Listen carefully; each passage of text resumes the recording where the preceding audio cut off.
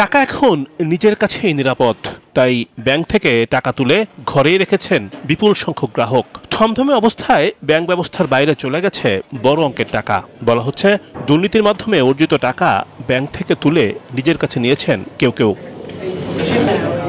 গেল 16ই আগস্ট মোহাম্মদপুরের বাবর রোডে এক সচিবের বাসা থেকে উদ্ধার হয়েছে 3 কোটি টাকা। ব্যাংক থেকে টাকা তুলে ঘরেই সংরক্ষণ করেছিলেন এই সাবেক সচিব।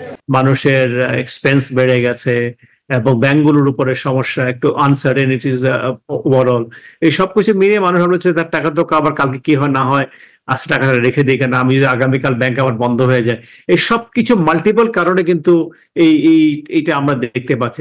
অনিয়ম এবং দুর্নীতির মাধ্যমে অর্জিত অর্থ সরিয়ে ফেলেছেন অনেকেই। টাকা তুলে বিদেশি মুদ্রায় রূপান্তর করে পাচারও করেছে কেউ কেউ। আমাকে ধরবে, তুমি কেওয়াইসি না করে টাকা অ্যাকাউন্ট ওপেন করলে কি হবে, টাকা নিলে কি হবে? সো ব্যাংকগুলোর উপর দায়িত্ব অনেকটা বর্তে যায়। সেই জন্য কিন্তু অনেক সময় যে হয় যে কালো টাকা যেগুলো, সেগুলো যেমন ধরেন কেউ করছে, সেটা কিন্তু আসলে আপনার ঘরে থেকে যাচ্ছে, সেটা কিন্তু ব্যাংকে ওইভাবে আসে না। তখন তারা করে কি, ধরেন এগুলো নিয়ে হয়তো ফরেন কারেন্সি কিনে রাখে, যাতে করে হয় কি আপনার ওই হোল্ডিং এর যে ক্যাপাসিটি তারা বাড়ায়, আপনার ওই লোকাল কারেন্সিকে ফরেন কারেন্সি করে বাড়ায়, এই আর কি। পরিবর্তিত পরিস্থিতিতে ব্যাংক থেকে টাকা তোলায় নিয়ন্ত্রণ আনা হয়েছে।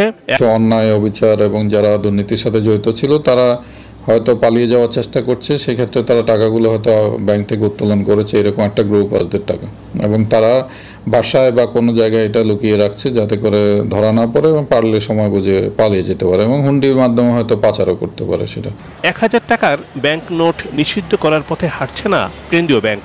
তবে কালো টাকার বিরুদ্ধে শুরু হতে পারে অভিযান।